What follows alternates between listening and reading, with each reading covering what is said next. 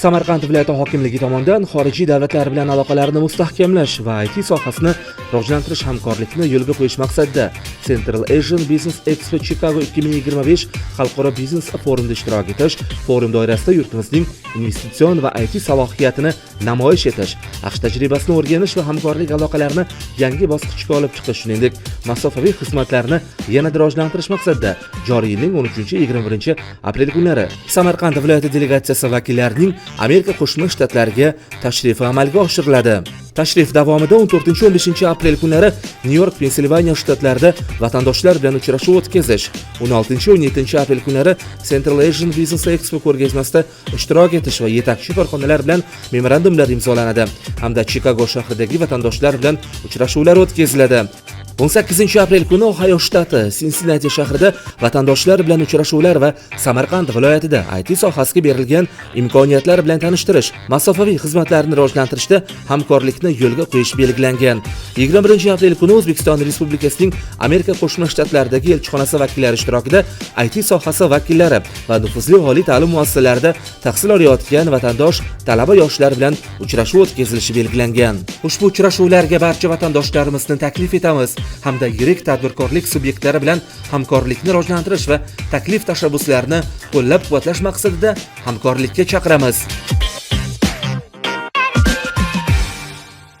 Investitsiya jalb qilish bo'yicha shu yerda alohida Amerika Qo'shma Shtatlariga urg'u berildiki, o'sha bo'lgan selektorda tashqi vazirimiz Vashingtondagi elchixonada qatnashdi va alohida urg'u berildiki, Amerikada juda katta salohiyat bor. Va o'sha salohiyatni to'g'ri yo'naltirib, ularning resursini to'g'ri maqsadda foydalanib, kelgusi Amerika fuqarolarini ham, demak, turizm nuqtai nazaridan Samarqand hamma biladi, hamma Samarqandning aziz farzandi, Samarqandning turizm potensiali juda katta. Bu yerdagi imkoniyatdan, salohiyatdan, bu yerdagi mana shu ko'pchilik 5 yil, 10 yil, 15 yil, 20 yil ba'zi yosh ulug'larimiz o'tirib, balki 30 yildan beri kelganlar bor, to'g'rimi? To'g'ri. Bu katta tajriba, bu igna bilan quduq qazilganda to'plangan.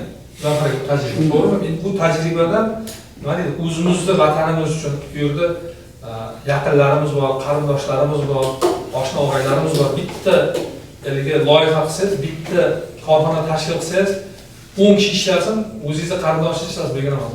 100 ta tashkil qiling, 100 tani ham o'zingizda mayli mahallangiz, o'zingizda qishlog'ingiz, o'zingizda yaqinlar ishlasin. Biz xursand bo'lamizki, mana shu Amerikada bo'lgan bizning vatandoshlarimiz mana shu to'plagan tajribasini, bilimini, resursini, ya'ni o'zini hududiga, o'zini vataniga investitsiya qilib xursand bo'lamiz. 2-3 ta yaxshi rejalar bilan keldik. Men to'g'risi Amerikaga birinchi tashrifim, juda ko'p kuzatganman. Daler ekan ayniqsa ijtimoiy tarmoqlarda faol bo'lib, vatandoshlar bilan tadbirlar qilib, mana Navro'z bayramidan keyin rosa xursand bo'lardim. Hozir kirishimiz oldin Zafar aka bilan 5 minut suhbat qildik. 2 oldin sizlar katta tadbir qilgan ekansiz. 350 kishini bizlar ham juda xursandmiz. Ya'ni shunda hamma hamjihat bo'lgan, Ozod aka haqida yaxshi fikrlar bildirdi. Tashkilotchilik qilib, hammani boshini qovushtirib, bu yerda ham bir kichik o'zbek jamiyati o'sha shakllanganligini Daler aka amaliy ifodasida, to'g'rimi? Ya'ni o'zbeklarning, biz xalqimiz o'ziga yarasha bir urf-odatlari, qadriyatlari borki, butun dunyoning millatlari havas qiladi. Kecha Birlashgan Millatlar Tashkilotiga o'rtoqlar bilan Jamol aka, Surob aka bilan kirdik. 193 ta davlat a'zo edi. 193 ta davlatdan O'zbekistonning o'zini shu dunyodagi davlatlarning o'rni borligi, o'zini demak siyosatni yuritayotganligi, bu yil Birlashgan Millatlar Tashkilotining tashkil topganiga 80 yil bo'ladi. 80 yil. Sentyabrda qolsa navbatdagi yubiley assambleya bo'layotgan, shunga kecha elchimiz axborot berdi. Ya'ni hurmatli prezidentimiz tashrif rejalashtirgan. Tashrif doirasida ma'lum bir shuni chiqishlari, ma'lum bir takliflar bo'ladi. Ya'ni bizning davlatimizning o'zining so'zi, o'zining ilgisi bor. Nima deydi? O'zining nuqtai nazari bor. Dunyoni davlatlarning ichida, dunyoni siyosatchilar ichida biz hurmatli prezidentimiz bir nima deydi? Dunyoga tinchlikni eksport qiladigan bir prezident ekanligini mana bir hafta oldin shu katta tadbir o'tkazib keldik.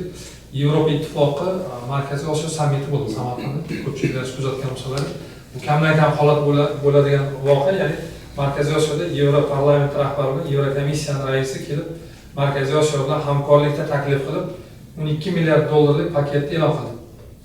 Ya'ni biz Markaziy Osiyoga, xususan O'zbekistonga shu missiyani kiritamiz. Ya'ni bu fikrlarni nima uchun sizlarga yetkazyapman? O'zbekistonda bo'layotgan islohot, siyosat avvalambor xalqimizni rozi qilish, xalqimizni turmush darajasini yaxshilash, eng asosiy bizning katta maqsadimiz bu O'zbekistonni rivojlangan davlatlar qatoriga qo'shish.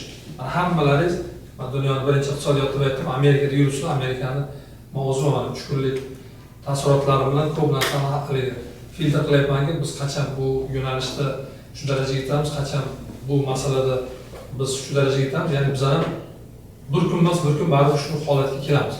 Nasib bo'lsa, niyatlarimiz hammamiz pok, maqsadimiz aniq. Endi bu yerdagi sharoitlarni yaxshilash uchun biz viloyat hokimimiz 2-3 ta masalani alohida tayinladilar. Ya'ni birinchi vazifa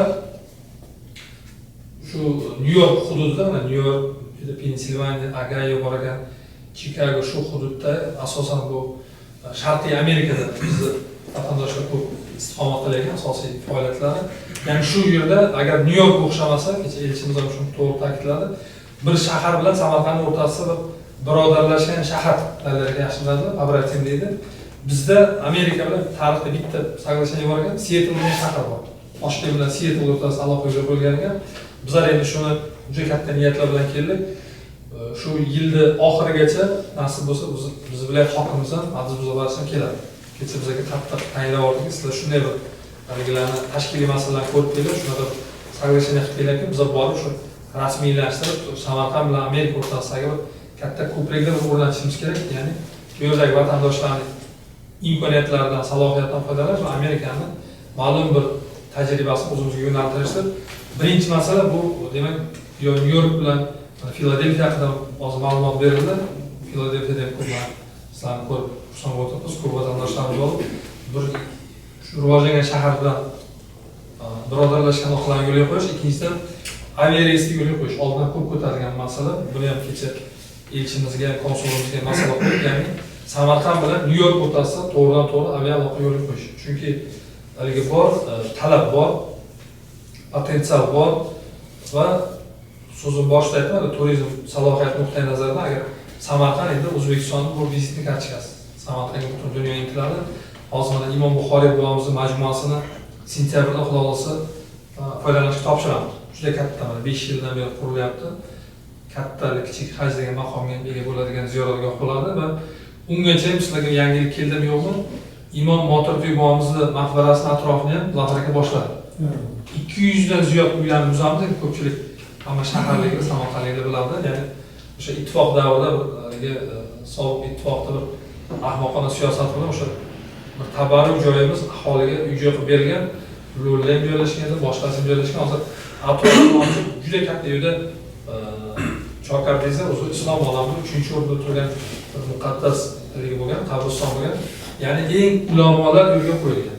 Ya'ni shunaqa axborotlar borki, ma'lumotlar borki, Burxoniddin Marg'iloniy fiqh ilmining sultonini o'sha qabristonga qo'yishda o'sha davrda bir kengash bo'lgan ekanki, qani shu olimni shu qabristonga qo'ysa bo'larmi, shunaqa darajada ulug' bo'lgan.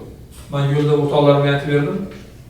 Shohruh Mirzo Xorasonning hukmdori bo'lganda Amir Temur bolamizdan 1909-yilda davlat ikkiga bo'linadi. Xorasonga Shohruh Mirzo hukmronlik qiladigan bo'lsa, Movrunnahrda Mirzolar bo'lamiz qoladi. Shohruh Mirzo Samarqandga kelgan paytda birinchi qiladigan ishi Imom Moturdiga kirib, ziyorat qilib, keyin Ko'ksaroyga borgan. Ya'ni shunchalik darajasi ulug' bo'lgan. Hozir mana Turkiyani eng qardosh bizni mana birodar shaharliklarimizdan davlatlardan biri Turkiyaning prezidenti keladimi, bosh vaziri keladimi, qaysi darajadagi parlament rahbari keladimi? Mani birinchi deydi Imom Moturdiga bo'ldi. Biz o'zimiz ham to'g'ri ma'noda aytaman, Imom Moturdiy bolamizning darajasini ko'p bilmaymiz. Mana hozir hurmatli prezidentimiz $50 million berdilar boshlanishiga. Birinchi investitsiya o'sha bosh vazir rahbarligi 2 marta komissiya kelib ketdi. Qaysi uyda sunos bo'ladi, o'sha loyihalar hurmatli prezidentimizga taqdimot qilindi. Nasib bo'lsa bu Imom Buxoriy majmuamiz bitishi bilan haliga sovumasdan birdan bor kuchda Imom Moturdiy bolamizning maqbarasini obod qilishga tashlaymiz va undan keyin yana bir tabarruk joy bor. Maxtum Azam Dahbiliy deydi. U kishi ham islom olamida muhim bir haliga imomlardan, azamlardan bo'lgan. U kishining hududi o'sha majmuasida ham Samarqand Registonni qurishga katta hissa qo'shgan Bahodir Yalangto'shni qabri bor. Ko'plab o'sha davrda podsholar, hukmdorlar qabri bor. Ya'ni o'sha joyda ham hurmatli prezidentimizga taqdimot qilindi. Bu yerda ham biz katta majmua qilib ziyoratgoh aylantiryapmiz. Ya'ni Samarqandda ziyorat turizmi uchun eng tabarruk joylarni obod qilishga davlat, hukumat katta hurmatli prezidentimizni qo'llab-quvvatlashlari bilan katta ish boshlagan. Endi bevosita shaharsozlikka agar qisqacha ma'lumot beradigan bo'lsam, 2 yil oldin hurmatli prezidentimizga Shirin shaharchasi taqdim qilindi. Ko'pchilik uzatganda, ko'pchilik borganda kirishga ulgurgandi. Hozir Shirin shaharcha uchun lotga qo'yilib, xalqaro demak kompaniyalar vakillari ham Xitoyliklar, boshqa davlatlardan kelib qiziqish boshlandi. Juda katta grandioz loyiha bu ham. Undan keyin mana yaqinda bu ham taqdimot qilindi. Zaliniya hudud deydi. Zaliniyada demak uylarning hammasini renovatsiya, eski uylarni buzib, loyiha qilib shu Gagarin ko'chasidan to'g'ri Qorasuv, ya'ni qurgan shaharchamizga yaxshi yo'l qilinadi. Atrofi ko'p qavatli uylar, biznes sentrlar, ya'ni zamonaviy shaharchaga. Hozirgi Zaliniya Samarqandga mos bo'lmagan joy. To'g'rimi? Bu yerda ham hozir ish boshlandi, alohida shtab qildi. Yozman nechta obyekt sanagan bo'lsam, bu yerda alohida hokimlikning shtablar ish boshladi. Qaysi binolar buzilib tushadi, imoratlar, qaysi obyektlar loyiha bo'yicha ishlar boshlandi. Xudo xohlasa 1 yil, 1,5 yil mana shoska tayyorgarlik bo'yicha Samarqandda katta o'zgarishlar ko'rgan bo'lsalaringiz, borganlaringiz mana endi yaqin 2, 3, 5 yillik katta programmamiz bor. Endi bu ma'lumotlar men nima uchun sizlarga yetkazayapman? Bu loyihalarni bitta hukumat, bitta hokimiyat qila olmaydi. Bu ko'pchilik bilan bo'ladigan, ko'pdan quyon qochib qutulmasdigan xalqimizning naqli bor. Ko'pchiliklar, ya'ni agar u yerga Zafar aka hammamiz hurmat qiladigan yaxshi tadbirkorlardan ko'pchiligida tadbirkor akalarimiz bor. Ya'ni u loyihalarga sizlar ham o'zlaringiz hissangiz qo'shsalaringiz nur ustiga alamon. Ya'ni imkoniyat katta, juda nima deydi, sharoitlar yaratilyapti. Biznes muhiti uchun alohida prezidentimiz siyosati bor, tadbirkor, ikkita ish o'rni yaratgan tadbirkorni yelkini ko'taraman degan 10 yil oldin aytilgan gaplar bor. Ya'ni tadbirkorlar bu bizning sog'lig'imizni manbasini qiladigan, ishlab chiqarishni modernizatsiya qilayotgan, import o'rnatgan mahsulotni ishlab chiqaradigan bu tadbirkorlar. Bu yerda biz hozir uchrashib turgan kontingentda asosan hammalari tadbirkorsizlar. Kecha New Yorkdan 2-3 yaxshi loyihalar bo'yicha takliflar bo'ldi. Biz birdan o'zimizga mas'uliyat oldikki, bo'ldi, mana masalalarni qonunni borganlaringizni yechib beramiz, tashkil qilamiz. Hozirdan ishni boshlaysiz, loyihani shakllantirasiz, yer masalasida taklifni beramiz va borgandan keyin viloyat hokimi bilan uchrashishimiz kecha ularga va'da berdik. Uchrashuvlardan keyin do'stlarimiz ham guvoh bo'ldi, viloyat hokimimizga axborot berib, shunaqa masala bo'ldi, shunaqa qiziqish bo'ldi. Qo'rqmasdan va'da bering, bizning vakolatimiz doirasida qonuniy qanaqa imkoniyat bo'lsa, biz yordam beramiz degan fikr bo'ldi va mana bugun Filadelfiyada to'planganda avvalambor kelganlar uchun katta rahmat hammalaringizga. Bu yerda ham sizlar tomonlaringizdan kimdir bu yerda misol uchun mulki bor, kimdir yeri bor, kimdir qanaqadir boshqa loyihalari bor, kimdir rejalari bor. Nima fikr bo'lsa, bizlar yozib olishga tayyormiz har bir masalani va bizlar nima deydi, olib faqat bo'ldi uchrashuv bir qanaqadir bir rasmiyatchiligim uchun emas, bu natija berish kerak. Bizlar kelib Samarqandliklar bilan uchrashib, Samarqandliklarning fikrini olib, viloyat hokimimizga hammalaringizni fikrlaringizni yetkazamiz va kim borganda bo'ldi mana loyiha, mana shu 100 ming dollarlik loyiha bo'ladimi, 10 million dollarlik loyiha bo'ladimi, bundan yirik loyiha bo'ladimi?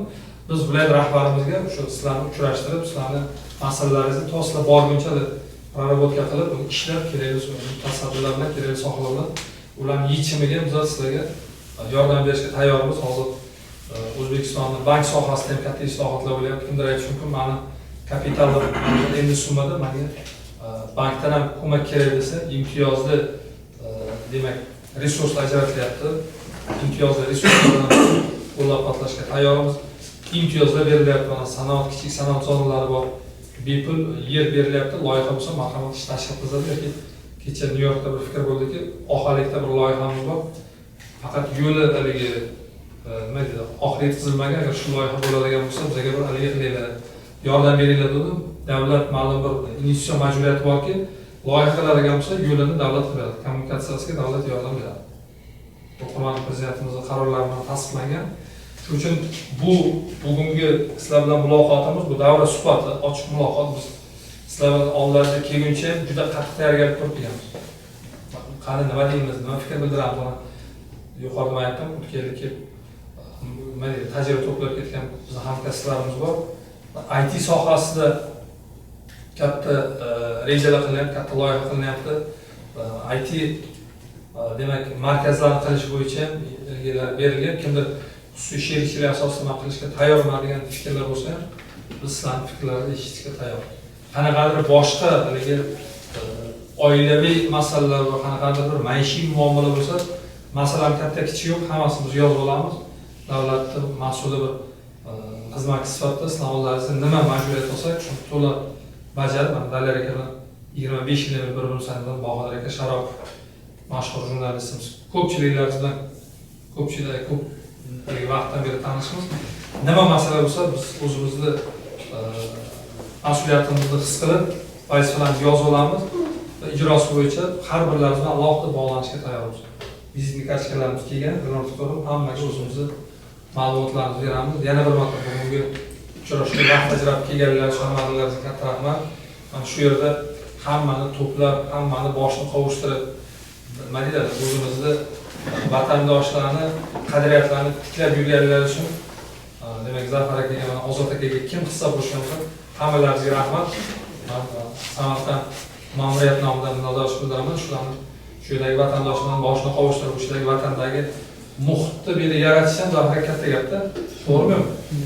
Men shaharda hokim o'rinbosari bo'lganimda haligi hokimlikdan so'ch voyaga yetmaganlarni chetga olib chiqish kerak bo'lsa, hokimlik ruxsat beradi. So'chim fuqaro o'zini yosh bolasini olib chiqsa, ruxsat beradi. Bir holat bo'lgan paytda 10 ta komissiyaga murojaat to'plangandan keyin aytdimki, sizlar to'plab olib ketsizlar, mayli biz e'tirozimiz yo'q, ta'minotni qilasizlar, lekin shu yerdagi hozir yashaydigan mahalladagi muhitni, shu yerdagi o'sha aurani, o'sha chetda qilib bera olasizlarmi degan savolga javob yo'q. Endi men sizlarni fikrlaringizni eshitib, sizlarni bu yerdagi hamjihatliklaringizni ko'rib, menda ishonch paydo bo'ldi. Demak, bu yerda ma'lum bir o'zbek jamiyatining muhiti dalillarga shakllandi. Ma'lum bir o'sha qadriyatlarimiz, o'sha Navro'z bayramini butun dunyoda rekord analogi yo'q. Navro'z o'zi bu yangilanish, birdamlik, hamjihatlik bayrami. Qishdan keyin odam Allohdan yangi rizq so'rab, yerga quruq qadab, ko'cha tekib, nima deydi? Yilda yangi bir sarhisob boshlanadigan davr, ya'ni musulmon olami uchun, biz mana o'sha markaziy va xalqaro uchun bir tabarruk bayram. Hali mana ushlagan ekan, bu uchun katta rahmat. Asosiy men aytadigan fikrlarim shu. Bu yerda qonunchiligi bilan yoki bu yerda qanaqadir bir davlatchiligi bilan bog'liq masalalar bo'ladigan bo'lsa, mana kecha konsulimiz bilan, elchimiz bilan uchrashdik. Bu yerdagi masalalarga biz shu yerdagi vakillarimiz orqali sizlarga qanaqadir qo'llab-quvvatlashga, amaliy yordam berishga tayyormiz. Meni asosiy aytadigan fikrlarim shu. Endi muloqot tarzida qilsak, anodek to'g'rimi? Bir-birimizni eshitsak, menimcha yaxshi bo'ladi. Rahmat.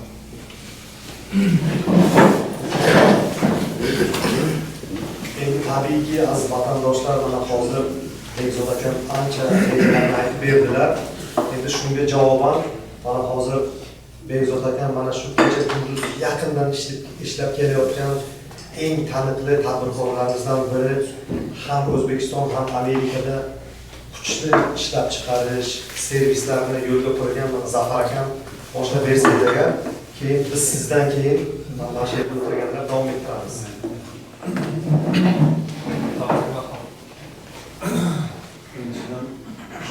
Deyimiz.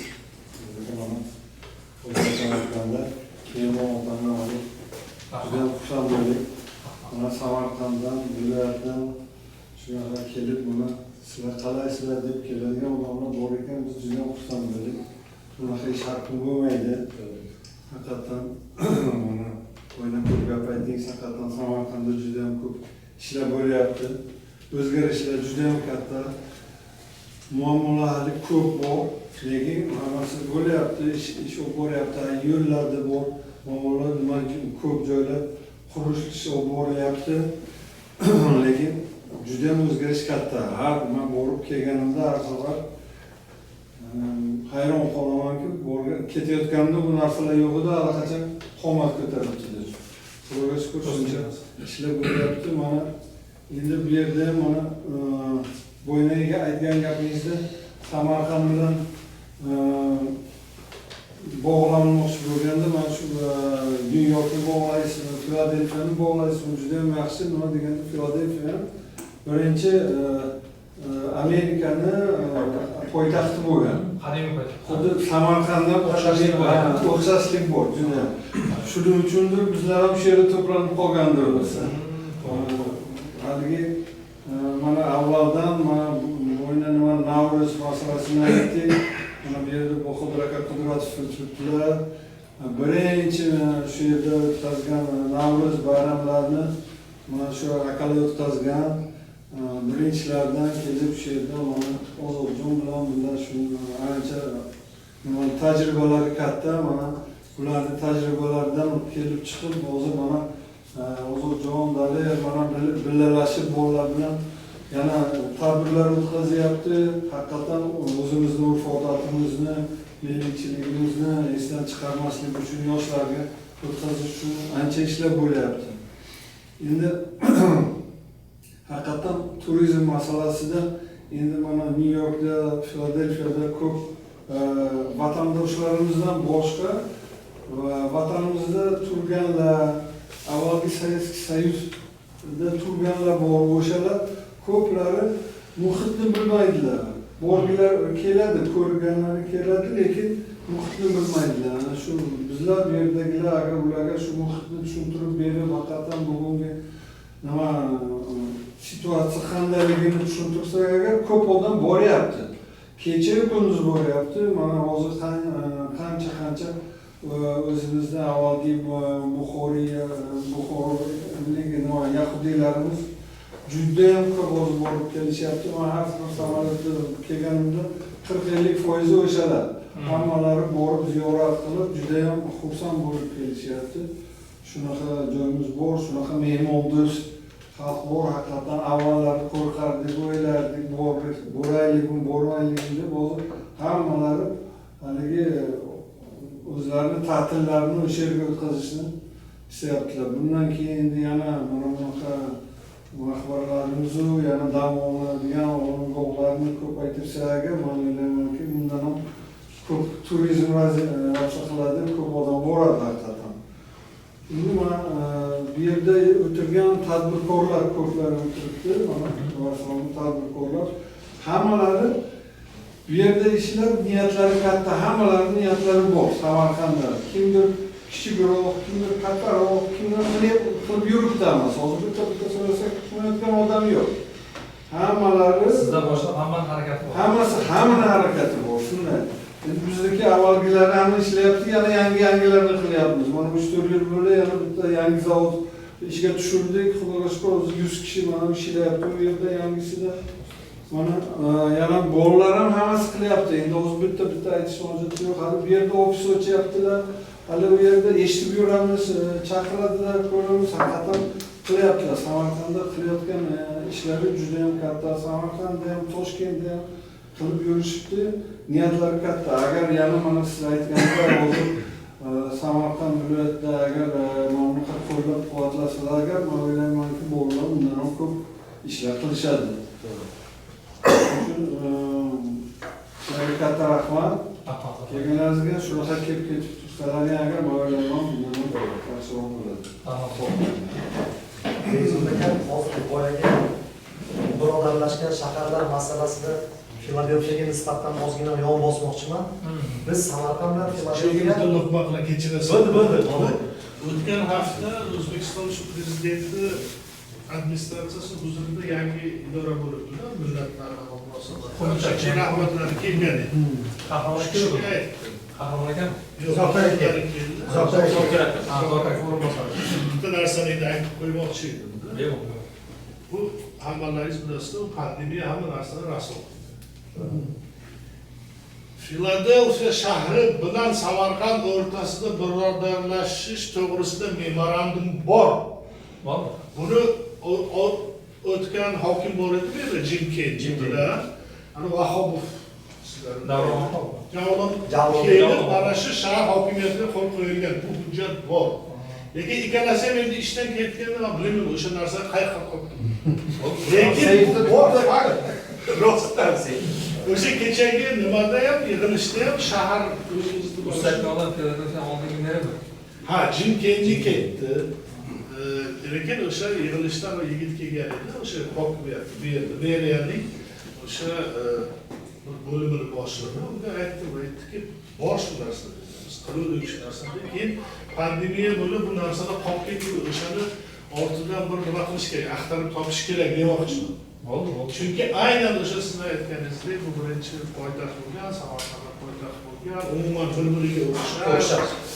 Ko'p nimalar bor, ko'p millatlilik masalasi ham bu shahardan bisyor millatlar yashaydi. Keyin eski shaharlar nisbatan Amerikada 250 yil bo'ladigan bo'lsa, nisbatan 2500 hokazo ishlab qilingan edi. Va iltimos shundaki endi siz mana organlarga rahbar ekansiz. Menimcha shu hujjatlarni orqali topish kerak. Nasıl yapar? Ben de Tarixiy meros shaharlarida dunyoda Amerikadan bittagina shahar kirgan. Filadelfiya. O'zbekistondan bittagina shahar kirgan Samarqand. Shuni ha Bir xil o'xshash. shu narsani ortidan chofib biza qilgan edik. Ob-havosi ham o'xshaydi. Ob-havosi ham bir xil. Bu Shimoliy kenglikning bitta darajasida joylashgan. Ozodjon bilan bu masalalarni nima qilganda Ali Kaka Ustayev nima qilgan edi?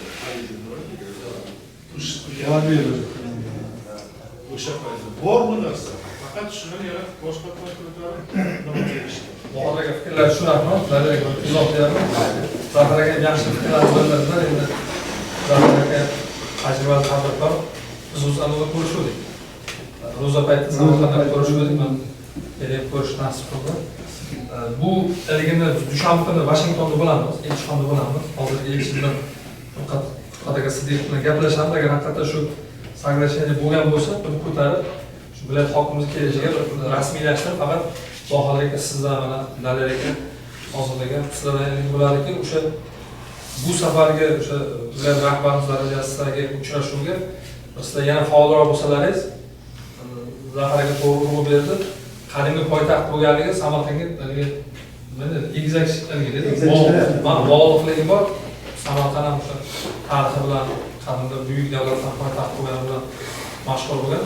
Shuni asos qilib biz urg'u beramiz, chunki kecha biz o'rtoqlarimiz eshitdi, Nyu-Yorkda qanaqadir qonun qabul qilgan ekanki, 90-yillarda ular o'sha birodarlashgan shaharlar bo'yicha ularda qanaqadir taqiq bor ekan.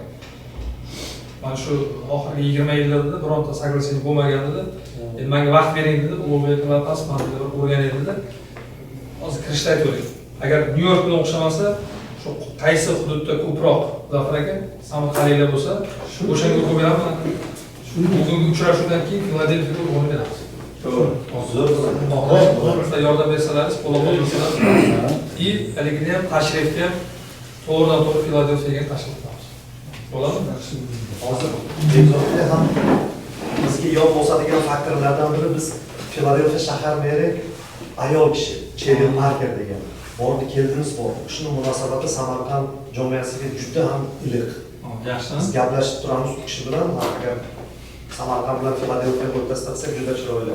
Keyin tarixan yana Samarqand shahar hokimligini arxividan bir izlashtirib ko'ring. Biz bir 25 yil oldin Washington shtatidagi o'sha Seattle joylashgan shtatda Olimpiya degan shaharchasi bilan birodarlashgan edik. Samarqand va Olimpiya shaharlari. Uni ham ko'tarsa bo'ladi. Mana hozir tabiiyki mana suhbat davomida yana bitta yangi mavzular ochildi. O'sha mavzularni hozir aniqlash uchun biz Vatan jamiyatining raisi Ozod Soliyevga so'z beraman. Ozod aka. Assalomu alaykum. Aziz mehmonlar, mana shuncha hozir gaplar bo'ldi. Men birinchidan sizlarga o'z minnatdorchiligimni bildirmoqchiman. Mana shu qolgan shaharlar qatorida bizga ham kelib tashrif buyurganlaringiz uchun rahmat. Bu juda yaxshi boshlanish biz uchun. Mana shu yerda o'tirgan har bir tadbirkor, mana bu yerda hoji akalar o'tiribdilar. har bir inson mana shu yerda o'zini vaqtini qadrlaydigan insonlar o'tiribdi bu yerda. Bu insonlarning qo'lidan ko'p ish kelgan, kelyapti, keladi bundan buyoniga. Ular har kim bilan ham bunaqa uchrashuvga borishmaydi, men aniq bilaman, buni ichlarida yuribman.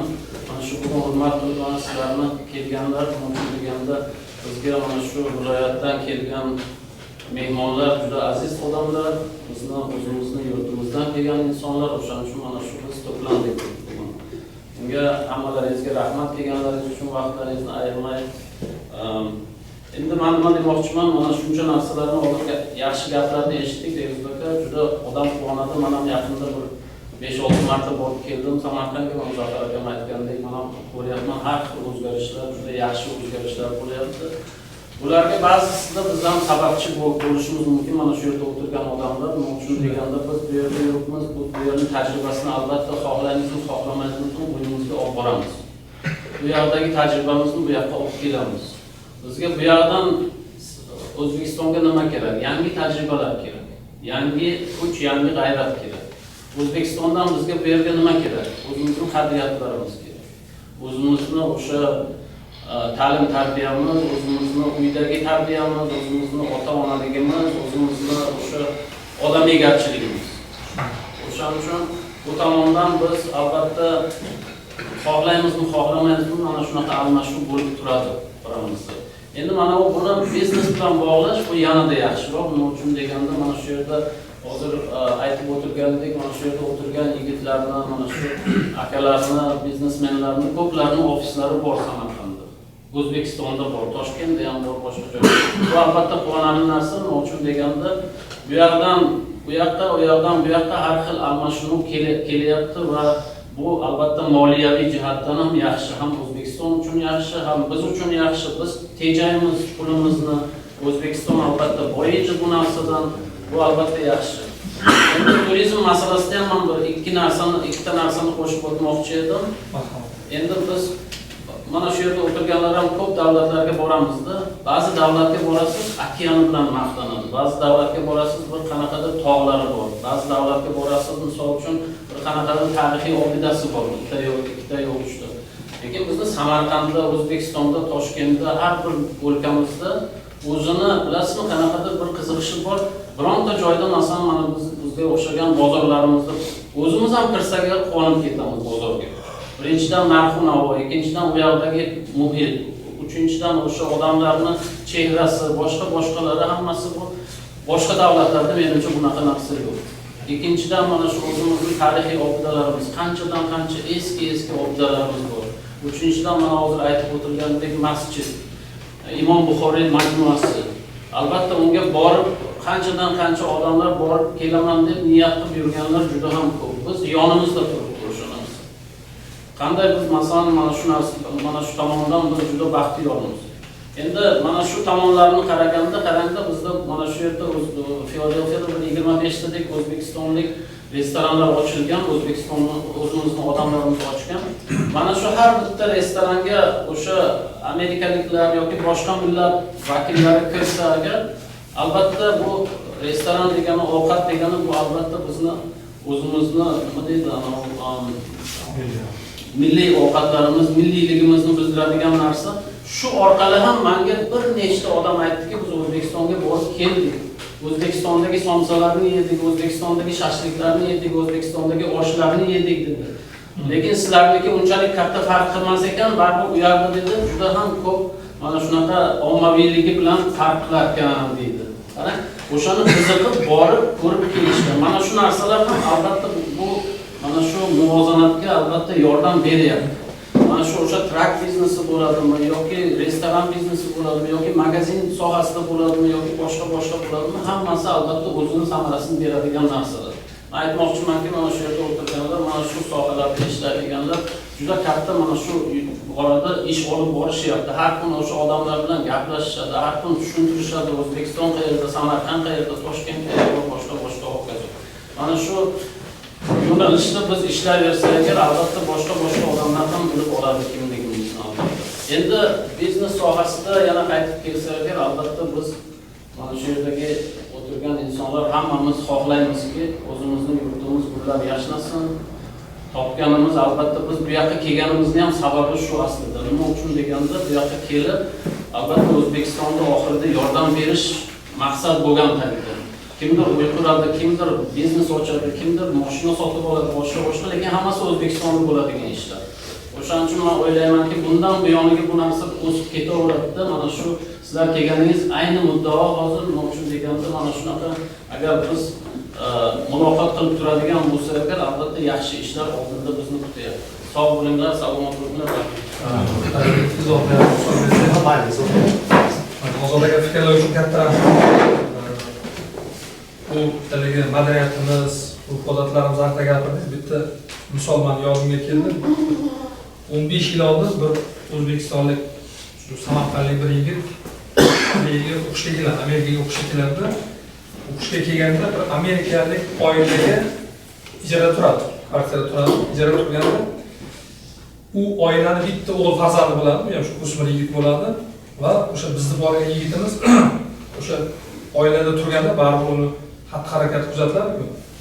Shu ovqatlanish vaqti bo'lsa, bizning yigitimiz kelib shu haligi dasturxonni chetida o'tirib, to'g'ri amerikalik o'sha er-xotin kelib ovqatni boshlamaguncha boshlamaydi. Keyin ular shuni kuzatadi, o'zining farzandi bilan bizni haligi o'zbekistonlik yigitimizni taqqoslaydi. O'zining bolasi shu ovqat vaqti bo'lsa yugurib kelib, to'rga chiqib, ovqatini yeb, ota-onasiga tutmasdan ketadi. Bizlar yigitimizni harakatini kuzatib, keyin oxirgi savol beradi. Menga qara deydi, sen bu odobda tarbiyani qaydan olgansan deydi. Ularni maftun qiladi o'ziga. Ya'ni uning harakati ularga qattiq ta'sir qiladi. Keyin aytadiki, bu deydi, bizda deydi o'zbek jamiyatida har bir oilada bu tarbiya deydi, ya'ni kattalarga hurmat, o'sha dasturxon atrofida birinchi yosh kattalarni, ulug'larni kutish, ular taom boshlagandan keyin taomga qo'l urish, ular duo qilgandan keyin dasturxondan turishib, 4ta 5ta shu o'zimizda oiladagi urf-odatlarni aytib beradi. Keyin ular bu bolaga mehr oshib, unga alohida e'tibor qaratib, u bola o'qish tugatib qaytganda borib to'yda qatnashib keladi. Ota-onasiga keyin boradi, rahmat aytadi. O'sha odam Ozodaga o'zi, Ozodaga sizga ming rahmat. Bolaga shu tarbiya bergan. Ya'ni bizlarni faxrlanadigan bir haligilarimiz bor, odatlarimiz bor. Mana bu yerda ham shuni guvohi bo'ldik. Kecha Nyu-Yorkda Rustam aka degan bir yaxshi tadbirkor bor ekan. Bolalar bilan o'sha haligi konsalting xizmati, sug'urta xizmatlarini qo'ygan. Shu odob, axloq, o'sha tarbiya ma'lum turibdi. Bugun ham mana hozir kirishdan oldin Zafar aka bilan quyuq ko'rishgandan keyin ikkita o'g'illarni kelib ko'rishdi, ya'ni o'sha haligi nima deydi? Kattalarga hurmat, ota-ona oldida o'zini qanday tutish kerak, shu yerda bu signalni sezilib turibdi. O'g'illarni tanishtirdi mana farzandlarimiz. Musobaqada demak shu yerda bizning qadriyatimiz, madaniyatimiz kamligi madaniyat yo'qolmaganiga. Endi turistik potensiallarni gapirdingiz. Hozirgi ilm fikrlar uchun katta rahmat. Bizda ko'pchilik bilsa kerak, Toshkentda Amursoy o'sha Bo'stonlarda katta loyihani amalga oshirildi. Qirg'iziston prezidenti kelib qanaqa fikrlar bildirdi. Hurmatli prezidentimiz bitta qarorga qo'l qo'yib berdilar. Oxirlik Oq byuro zonasida turistik markaz tashkil qilish. Hozir shunaqa tahlillar borki, agar o'sha yerga belgilangan loyihalar to'liq amalga oshsa, o'sha Bo'stonlardagi Amursoydan kam bo'lmaydigan potensial bor. Ya'ni u yerda ham sizlar uchun hozirda bu yerdagi tadbirkor vatandoshlarimiz imkoniyat borki, kim agar qilamansa kechaman bitta yaxshi o'sha Rustam aka bilan ikkinchilar otlarni Mirzohid akam, Murtozo aka 5 million dollarga loyihani yordam berishdi. Qo'llab-quvvatlaymiz. Kimlardir agar o'sha turistik zonalarni rivojlantirishga agar qiziqish bo'ladigan bo'lsa, ya'ni tayyor biznes loyihalar bor, o'shada qatnashib o'zlaringiz bu yerdagi tajribani qo'llasangiz bo'ladi. Ikkinchidan kecha Nyu-Yorkda yurganda yo'l-yo'lakda shu Bruklinda adashmasam Toshkent supermarketlarining bittasiga kirdik. Kirsangiz, xuddi shu o'zimizni Samarqand O'zbekistonni o'qitdi. O'sha restoran taxlanganligi, o'zimizni mahsulotlar, hatto o'sha yoqda issiq Samarqand noni turibdi. So'rasam o'rtoqlarimizdan yosh yil yopyapti. Ya'ni uni ham yo'lga qo'yganki, ya'ni bu yerda shu muhit shakllangan aytib berishdi, shu haligilar Amerika fuqarolari harakat qiladi ko'proq shu o'zimizni haligi supermarketlardan olishga. Ya'ni bu yerdagi bizning vatandoshlar bu yerdagi tajribani hozirda olib keladi, bu yaxshi.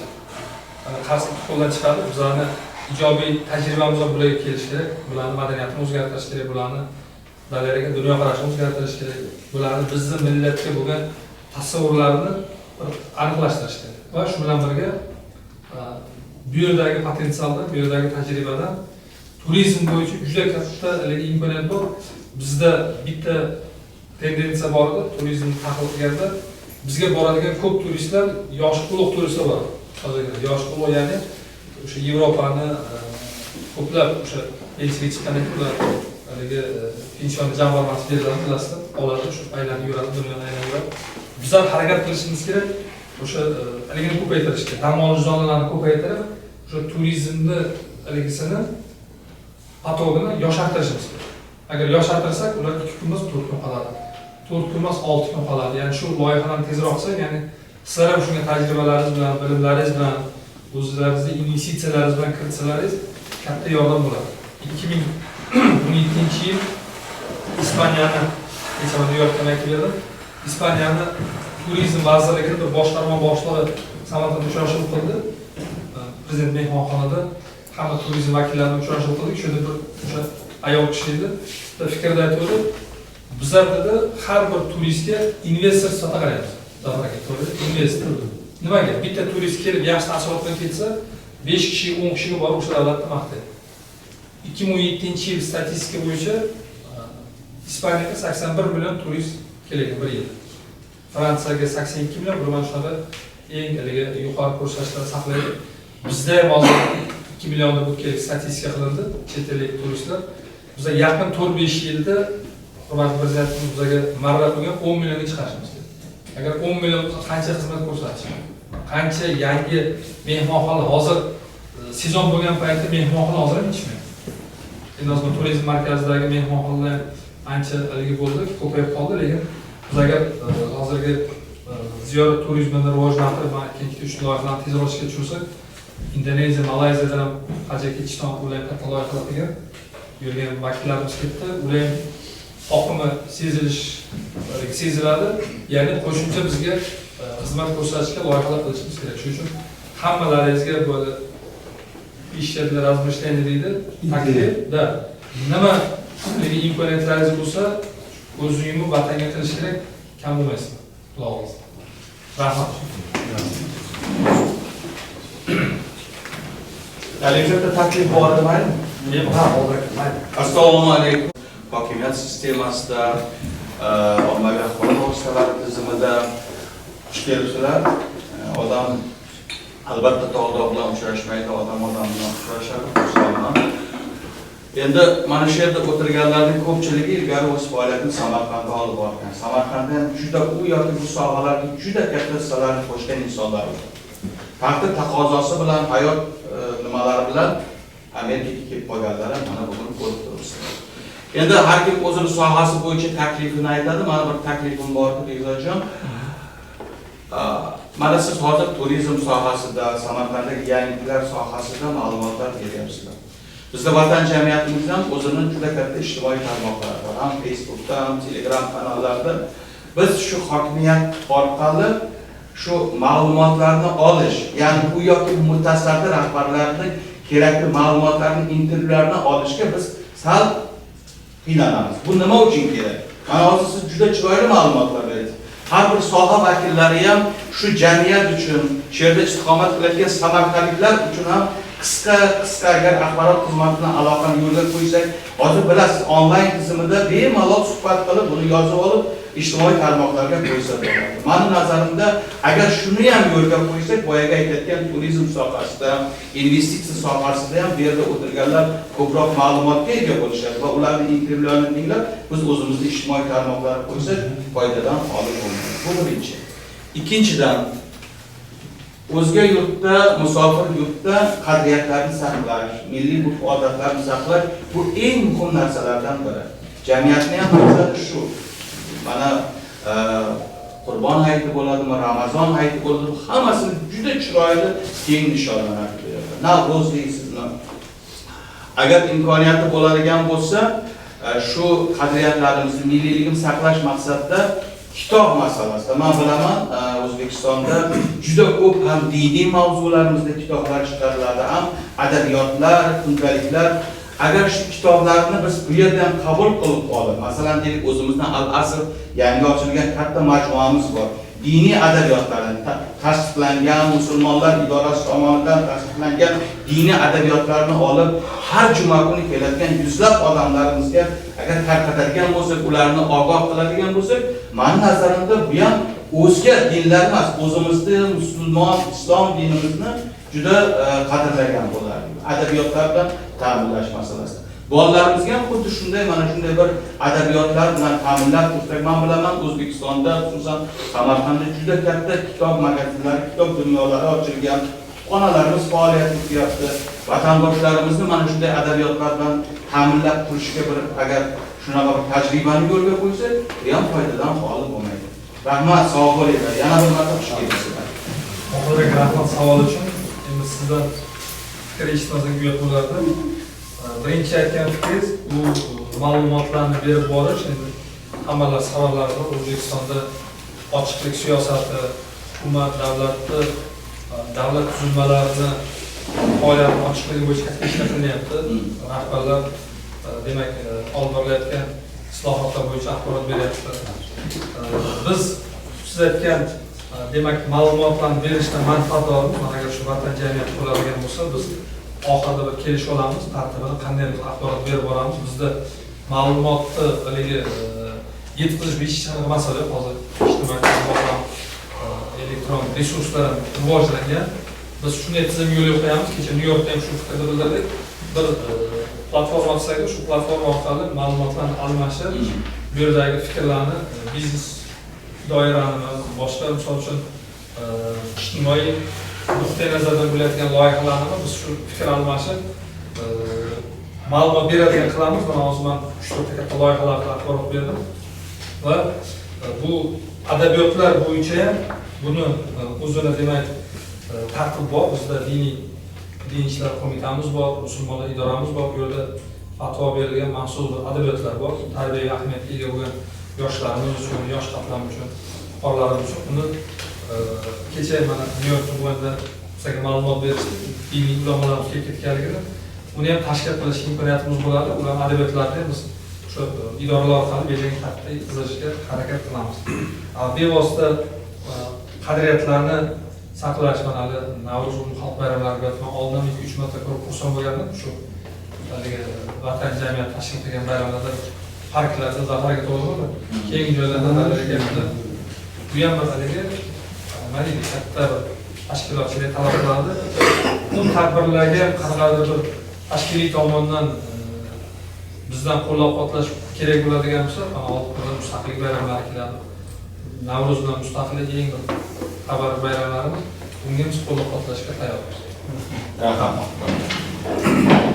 Aziz vatandoshlar, mana hozir bizni qadrli mehmonlarimiz tarkibida Samarqand viloyat hokimining raqamlashtirish bo'yicha maslahatchilari Anvar Ansoriy o'tiribdilar. Bu kishi o'zlarini g'oyalari, o'zlarini takliflari bilan hozir so'zga chiqmoqchilar. Assalomu alaykum. Hurmatli vatandoshlar. Hurmatli faqat Samarqand, O'zbekistondan bugun mana shu yerda istiqomat qiladigan, mana shu o'z biznesini yuritadigan hurmatli yurtdoshlar, hammalaringizga vatan nomidan salom beraman. Hammalaringizni mana shu dargohda ko'rishib turganimizdan juda xursandmiz. Endi yuqorida juda yaxshi gaplar bo'ldi. Ularni hammasini qaytadan yana nima qilish shart emas.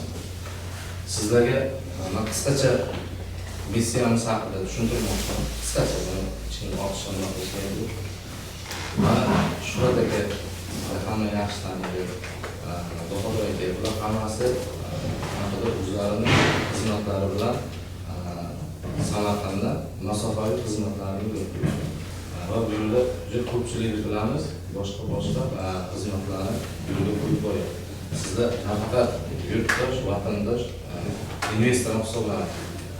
Bir so'z topsa ham har bir kishi o'z yurtida yaxshi bir biznes, yaxshi bir nimani yo'lga qo'yish niyatida yuribdi.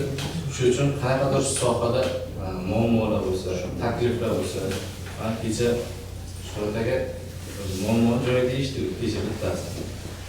Xuddi shunday qolganlarda ham nima masala bo'lsa, ichimga sig'aman, takliflaringiz bo'lsa beringiz. Biza nima uchun masofaviy xizmatlar, boshqa turizm bo'yicha gapirdi, bular bo'yicha ham qo'shimcha gapirish niyatim yo'q. Masofaviy xizmatlar bo'yicha deganimiz bu soha dunyoda eng yetakchi o'rindagi sohalardan bitta. Sababi resurs ishlatiladi. Bitta ish qilsalaringiz, masalan, hozir mana 10 ta odamni, 20 ta odamni ish bilan ta'minlaydigan bo'lsalaringiz, kecha Botir aka o'zi bir yaxshi gap aytdi. Bir ukamni ishdan chiqarib, Botir aka bir ukamni ishdan chiqarib rahbar qo'ydi. Xuddi shunday hamma u yerda o'zini og'aynisi, qarindoshi o'sha biznesiga rahbar bo'ladi. O'zini qo'shnisi ishlaydi. Ingliz tilini bilish potensiali oxirgi 5 yil ichida juda yuqori natija bo'ldi. Hozir 60% yoshlar tashkil qiladi Samarqand. Bundan tashqari 45 dan ziyod IT sohasida mana shu rezidentlarimiz bor, faqat masofaviy xizmat ko'rsatadi. Bundan 1000 dan ziyod odam ishlaydi. Mana shu faqat masofaviy xizmat sohasida 1000 dan ziyod odam ishlaydi Samarqandda. Eksport hajmimiz mana shu 2024-yilning o'zida hozir 7 million dollardan oshdi, faqatgina shu sohaniki. Umumiy 20 milliondan bo'lgan bo'lsa 7 milliondan oshdi. Mana shu faqatgina masofaviy xizmatlar bo'yicha. Hammalaringizni taklif qilamiz. Faqat logistikami. Sizlardan iltimos, investor sifatida endi bizda bir nima shakllangan, har bitta biznesda o'zi turish kerak boshida degan narsa yo'q. O'sha yerda agar xohlasalaringiz biznesni boshqaruvchi odamlarni tayinlab, faqatgina ularga o'sha yo'nalishini bersalaringiz, ular o'zlarini bu tomondan turib xizmatlarini sizlarga eksport qilishga tayyor. Bunaqa hozir o'qitadigan o'quv markazlari tashkil qilindi. Mana shu aynan logistika bo'yicha, boshqa bizneslar bo'yicha qilsak, men juda xursand bo'lardim. Nima demoqchiman? Faqat logistika emas. Amerikada ko'ryapmiz, juda ko'p turlar, masalan, buxgalteriya, boshqa sohalar, hammasi rivojlangan. Bu narsalarni tashkil qilish imkoniyatimiz bor. Eng muhimi shu sohada o'sha oylik ish haqi bu yerda ma'lum bir 3000-4000 dollar atrofida bo'ladigan bo'lsa, 500 dollardan 1000 dollargacha ishlash imkoniyati bor. Yana bitta narsa, biz kafolat beramiz, yordam beramiz, ishchilarni izlab topib, sizlarga kerakli kontingentni yaratib berishga. Chunki bu IT parkda HR usul deydi, bu bepul hammaga o'zini kompaniyasini tashkil qilishga, korxonasini ochganlar bor, faoliyatini yurgizishga, to'liq yordam berishga tayyor biz. Nafaqat qolgan bizneslarda, men aynan shu IT sohasini aytyapman. Shu sohada qanaqadir muammolaringiz, takliflaringiz bo'lsa, umuman boshqa yo'nalishda kelingizda mana shu davra suhbat qilaylik. Hamma shu o'tirgan joyda bemalol savollaringizni beringizlar, qanaqa takliflaringiz bo'lsa, hammaga manfaatli bo'lish tarafdoriman. Bu YouTube'lar va hammasi o'zimizniki. Agar imkoniyat bo'lsa, rivojlanishimiz uchun yana yaxshiroq sizlar bilan hamkorlik qilishimiz uchun qanaqadir takliflar bo'lsa, biz tayyormiz.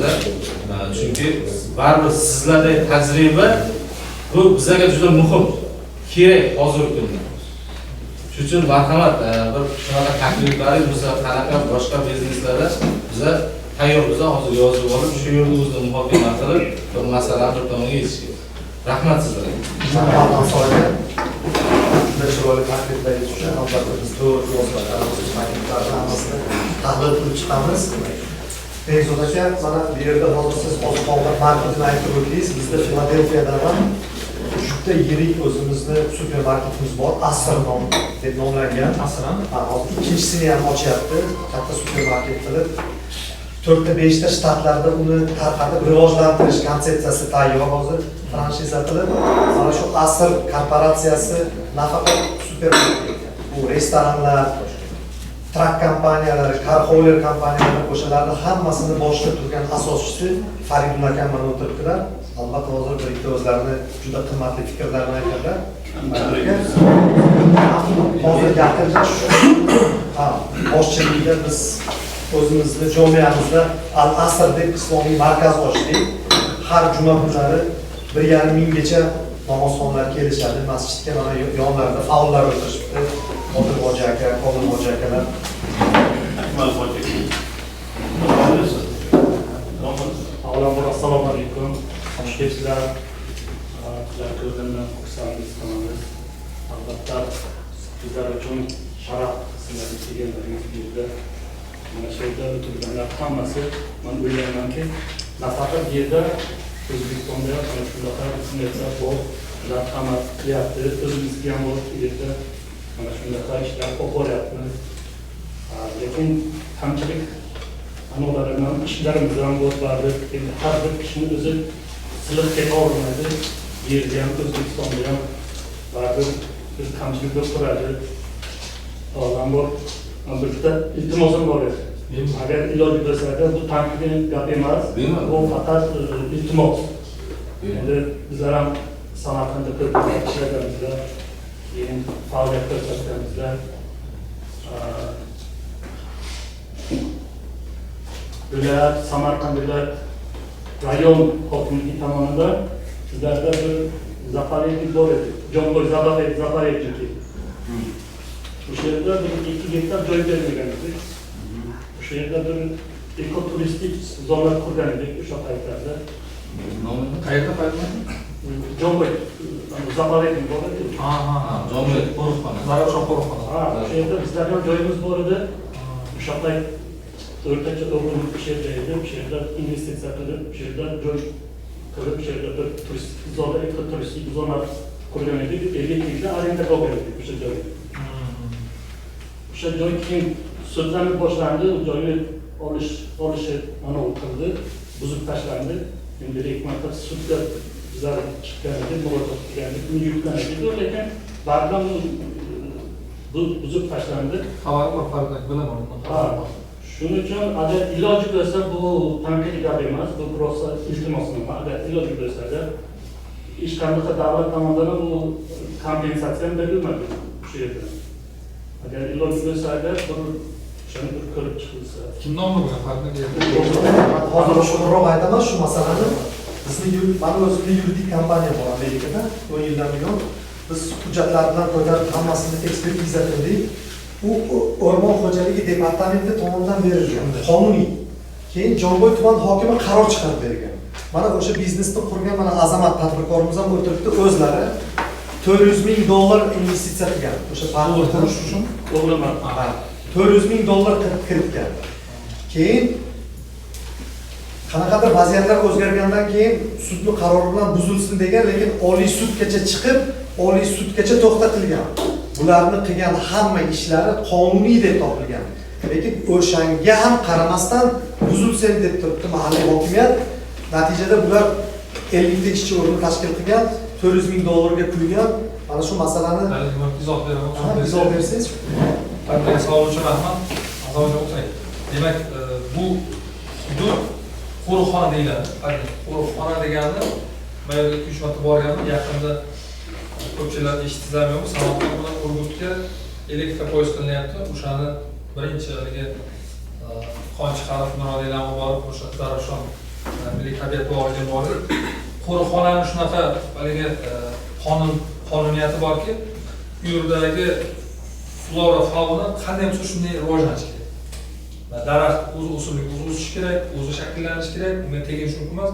U yerda hozir dalalarga to'g'ri izoh berdi, o'sha o'rmon xo'jaligini qanaqadir departamenti o'sha ekoturizmni rivojlantirishni bergan, lekin aslida noto'g'ri bergan. Chunki u mahalliy hokimlik bilan viloyat hokimligi kelishilmagan. U zonani o'zini o'sha milliy qo'riqxona sifatida o'zini talablari bo'lgan. Bizlar men o'zimga buni yozib oldim. Agar Azamatjon nomida bo'ladigan bo'lsa, o'rganamizda uni qonuniy o'sha joyiga u yerda hozir haligi berilmasligi dalil ekan, chunki men quruq va'da beraman. Uni o'rniga boshqa o'sha hududda ekoturistik zonalar qilingan. Chunki uni atrofida o'sha milliy tabiat bog'iga keladigan yo'l bor. Uni atrofida infrastruktura qilish kerak. O'sha yerda biz taklif berishga loyihani qurib chiqamiz. Hop, yana o'sha yerda sarfimiz qo'shamiz kerak bo'lsa. Shuni aytmoqchiman. U yerga kelgan eligingizda, uni u yerga kelgan mehnatingizda boshqa alternativasini biz taklif beramiz. Yana bitta iltimosim bor, shu yangi siti qurilganlar-ku Samarqandda hozir qurildi. O'sha chap tomonda bir 20 gektar yana bitta yerimiz bor edi. U hosil berayotgan yer bor edi, bug'doy berayotgan. O'sha yerda ham vaqtinchalik o'sha qurilishga moshin traktor joyi qilib qolindi-da, o'sha ham keyinchalik Qorasudan qayerda? Turizm markazida. 20 gektar u bug'doy berayotgan joy bor edi o'sha yerda. Yana agar bir iloj bo'lsa, Bu kim nomida? u Bayramobek Kilobov o'zini Po'latov Karim. Po'latov? Ha. Po'latov Karim bog'ladi. o'sha kishini nomidan izlab o'zimiz qarab yurgan edik. Bu vaqtincha olingan yerlar edi, vaqtincha qaytarib beramiz. Hozircha texnikalarni qo'yib turamiz deb olingan. Bu Samarqand tumani hududi, to'g'rimi? Ha. Bo'ldi, o'zim yozib oldim, buni ham taqdimga ko'rganim ma'lumot beramiz. Baribir endi bizlar yoshimiz urib boryapti. Asosiy joyimiz o'sha yer bizlarni. Albatta sifatimizni qo'shishni xohlaymiz. Bizlar ham o'sha yerda borib o'zgartirish xohlaymiz. Hozir ham o'sha yerda Toshkentga yashab firmalarimiz shu ishlayapti o'sha yerda. Agar iloj bo'lsa, shu masalaga bir yordam bersangiz yaxshi bo'lardi. Rahmat deganlaringiz uchun. Rahmat. Yozib oldim, buni ham ko'rgan axborot. Jamoamiz nomidan mana shu bizlarning qariyalar nomidan O'zbekiston nomidan mana shu O'zbekistonda o'lgan insonlardan hamon nomlariga salom aytasizlar, bizlarning nomidan. Rahmat Fazil aka. Mana hozir Ansor aka masofaviy biznes to'g'risida ham gapirdilar. Rahmat Fazil aka. Bizda masofaviy biznesni qilayotganlar soni juda ko'p. Lekin ayrimlari boshqa viloyatlarga amal qilyapti, tashkil Samarqandliklar bo'lmasa. Mana shu hozir o'zimizga jalb qilishni yo'l yo'riqi bor. Mana o'shalardan biri men hozir Botir akamga ham so'z beraman. Albatta bu kishi hozir bu kishiniki Toshkentda. Lekin Nozir Aliyevning jiyanlari. O'shanga assalomu alaykum. Endi mendan ham bitta iltimos bor edi. Mana yuqorida Zafar aka, Farnamak, Hozir aka yaxshi gaplar gapiribdilar. Biz mana hozir O'zbekistonga mana oxirgi 7 oydan beri investitsiya kirityapmiz. Eng katta muammolardan biri mana misol uchun bugungi kunda duch keladigan narsa 2015-yil oldin bo'lgan siyosat biz agar Amerika fuqaroligini olsak, O'zbekiston fuqaroligidan chiqish majburiyati edi. Biz O'zbekiston endi men shaxsan emas, men oilam, farzandlarim O'zbekiston fuqaroligidan chiqqanmiz. Chunki O'zbekiston borish uchun o'sha yillarda ariza berib konsulsiyasiga O'zbekistondan chiqqan. Shu viza orqali O'zbekistonga borardik. Hozirgi kunda misol uchun men mana O'zbekistonga investitsiya kiritganman, ammo lekin oilamni o'zimni olib borish uchun bor-yo'g'i 1 oyga viza berishadi. Ana endi mendan ham 2 ta farzandim bor. Endi menga o'xshaganlar juda ko'p bunaqalar. Farzandlarga misol uchun bayna aytib o'tirganda Urfoda o'zimizni vatanni ko'rsatish uchun 1 oydan 3 oygacha vaqt yetishmaydi. U 3 oy viza olish uchun misol uchun yo'qdan kimdandir приглашение kerak. Biz borishimiz kerak, viza olish. Mana shu eng katta muammolardan biri bo'lib turibdi hozirgi kunda. Men o'zim borib yo'qda misol uchun Samarqandda investitsiya kiritib, Toshkentda investitsiya kirityapman-ku, o'zim borib qolyapman-ku, oilamda bora olmay qolyapman. Mana shuni ustida bir qandaydir ishlasada, biz kelajakda yana O'zbekistonga pul kiritib investitsiya orqali yoki shu o'z farzandlarga, xotinga, kelinga shu O'zbekiston fuqaroligini qaytarib olishga, tiklashni qaytarib. Vatandosh degan karta bor. Vatandosh karta.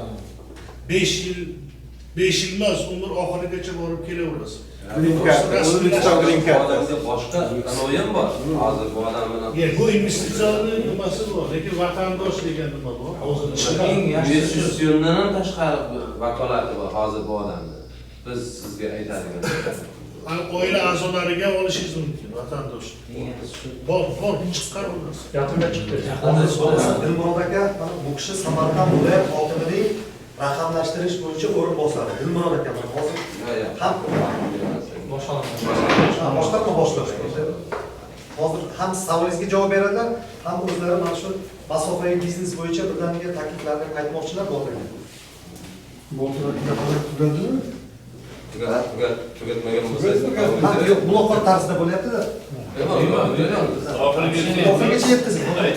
Yo'q, mana shu endi qanaqa sizga biz Samarqandda mana kecha uchrashganimizda aytdik.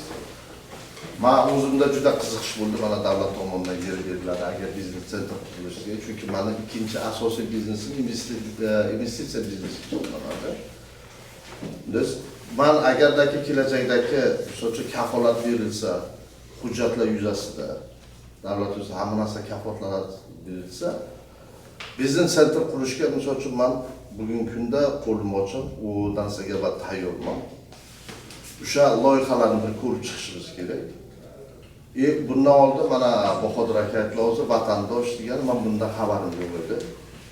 Endi mana asosiy maqsadim ham investitsiya kiritish, ham bolalarni, oilalarni O'zbekistonga tezroq olib borib turib, чтобы bizning urf-odatimizni davom ettirsin. Asosiy maqsad shu. Zo'r gap. Biz chunki mana bu meni o'zimni farzandim, mana katta farzandim 20 ga kirgan bo'lsa, to'rt marta O'zbekistonda bo'lgan. Har doim biz borilganda viza olishga sal qiyinchilik tuyuladi. Qaysi jihatdan qiyinchilik tuyuladi? Misol uchun vizaga talab qilishda, borib kelishda sal noqulayliklar yaratiladi. Mana shu narsaga agar qulayliklar bo'lsa, biz kelajakda vatandosh agar Bahodir akaga shunaqa yo'llar bo'lsa, to'g'rilab, shu oila bilan birga orttirib, shunga investitsiya kiritish. Shu. Vatandosh sentyabrda keladi. Как раз mustaqilligi. Odiljon aka Sattorov degan odam o'zini o'sha kartasini olsanglar, Bahodir aka aytganlaridek 5 yil bemalol yo'qqa kirib yuradi. Uni kechirasiz. Yo'li ko'p, mana hozir juda qiziqroq bo'lyapti, yaxshi gaplar bo'lyapti. O'sha kartani olish uchun masalan Samarqand viloyat hokimligiga taqdimnoma berishi mumkin. Masalan, siz uchun, oilangiz uchun. Yo'llari bir nechtada? Bu yerdagi elchixona pulni berishi mumkin. Haligi taqdimnoma. Sizga o'xshagan insonlar uchun, shu O'zbekistonga investitsiya kiritayotgan farzandini o'sha vatanga olib bormoqchi bo'lgan va hokazo. Bor, chiqqan shunaqa narsa. Bor bo'lsin. Rahmat sizlarga.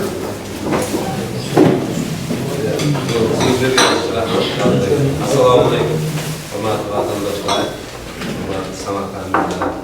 Mana bizlar haqida juda ko'p investitsion muhtojlik va umumiy sharoitlar bo'yicha tushuntirib berdi. Ben IT sohani vakiliman, to'g'risi. Shuning uchun IT-ga ko'proq beraman. Gapirsak hozir gap nima ketadi, ya'ni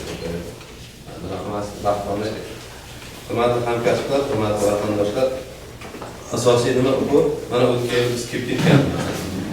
Bu yerda Yusuf akani nimasida ofisda borib, transportationda, metro transportationda shunaqa kontingentni, katta kontingentni uchrashuv o'tkazganmiz. Uchrashuvimizda shu O'zbekiston Amerikadagi asoslaridan gapirib kelganmiz va ular haqida o'yinlar bo'lgan edi.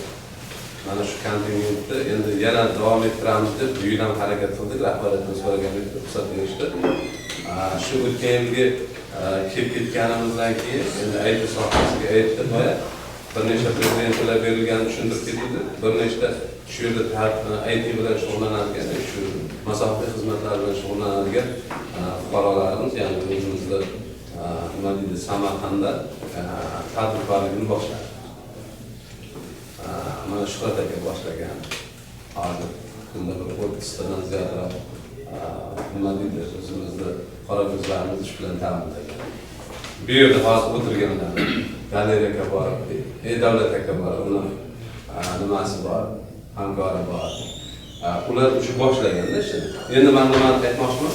Davlatimiz rahbarining qarori bilan IT park degan bizda tushuncha bor. Hamma joyda shunaqa narsa IT park tashkil qilinadi.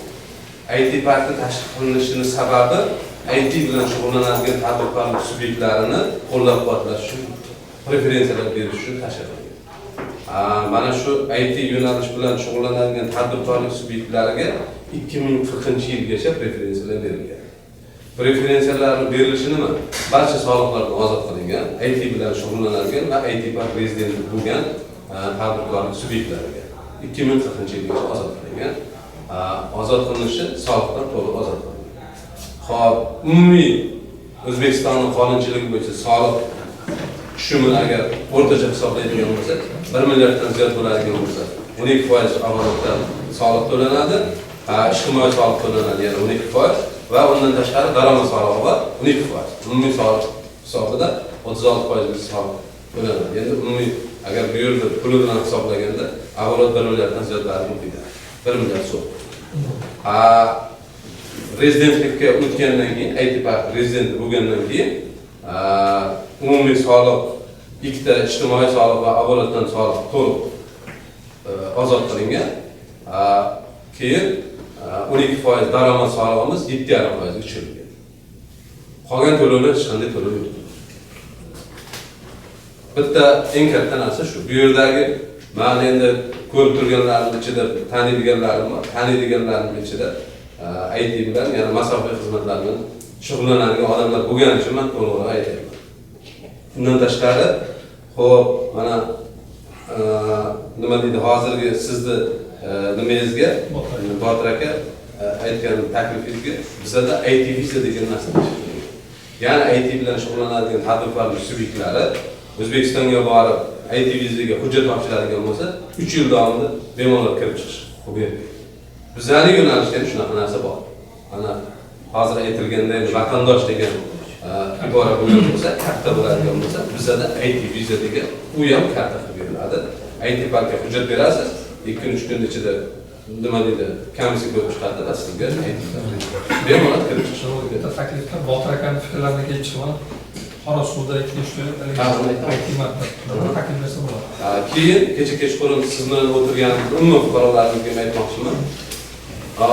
Davlatimizni rahbarlik topshiriq xizmati prezidentimizning topshirig'i bilan har bir hududda IT park tashkil qilish bo'yicha mexanizm, ya'ni IT park tashkil qilish topshirig'i ketgan. Mana shu IT parkni tashkil qilish uchun davlatimiz yer ajratdi. Ya'ni prezidentimiz qarori bilan biz Qorasuv hududida 1 gektarlik 20 so'tlik joy davlatimiz tomonidan yaxshi joydan 1 gektarlik 20 so'tlik joy ajratib qo'ydik. Ya'ni davlat xususiy sherikchilik asosida shu joyga borib hech qanday nima deb to'lovlarsiz shu joyda biz sizlarga beramiz va o'zlaringizni qurib berish imkoniyati bor. Qurib o'zlaringiz ishlatish imkoniyatlari bor. U berilgan joyni 10 yil davomida agar qanaqadir nima deydi, bu yerda faqat IT yo'nalishi bilan tadbirkorlik subyektlarini joylashish vakolat beriladi, ya'ni mas'uliyat qo'yiladi. Agar qaysidir qismiga IT yo'nalish bo'yicha tadbirkorlik subyektlarini joylashtira olmaydigan bo'lsalaringiz, joylashtirish imkoniyati bo'lmay qolgan bo'lsa, biz IT park, ya'ni IT yo'nalish bilan shug'ullanadigan raqamli texnologiyalar vazirligi bu joyni 10 yil davomida kafolatli to'ldirib berish, ya'ni mablag' bilan nima deydi, o'zini 10 yil davomida pul berib turish imkoniyati bor. Shunaqa bizlar o'zimizga majbur bo'lamiz. Endi tadbirkordan nima qo'ymasimiz kerak-da. Undan keyin 10 yildan keyin bemalol o'zlaringizni shu agar to'lmay qolgan, ishlatilmay qolgan joyingiz bo'ladigan bo'lsa, bemalol hozir ishlatmaydigan joyingizni bemalol biz to'ldirib beramiz. Undan keyin o'zlaringiz shu xohlagancha tadbirkorlik subyektlarini joylashtirish imkoniyati. Undan tashqari hozir yana Samarqand shahrida ham OEPS rahmatlicha kecha bugun aniq kelyapmiz. Samarqand shahrida O'zbekiston ko'chasida shunaqa yana bitta joy ajratish bo'yicha ishlayapmiz. Bu ham bemalol universitetga kiritaman, IT yo'nalishi bo'yicha tadbirkorlik yo'nalishini rivojlantiraman degan fuqarolarimiz uchun katta universitet muhit deb o'ylayman. Mana shu tajribadan kelib chiqib aytamanki, o'tgan yili kelib ketganimizdan keyin mana nima bilan Farruh aka bor, juda katta tadbirkorimiz IT masofaviy xizmatlarni ko'rsatadi. Shuhrat aka bor, shu Milk Transportation bor. Mana bitta Farruh akada bugungi kunda 150 ta bola O'zbekistonda ishlayapti. Masofaviy dispetcherlik xizmatini Samarqanddan turib, bu yerdagi mashinalarni boshqaradi. Aferin. 150 ta. Aferin. Endi hech kimga majburiyat qo'ya olmaymiz. Yo borish kerak, qilish kerak.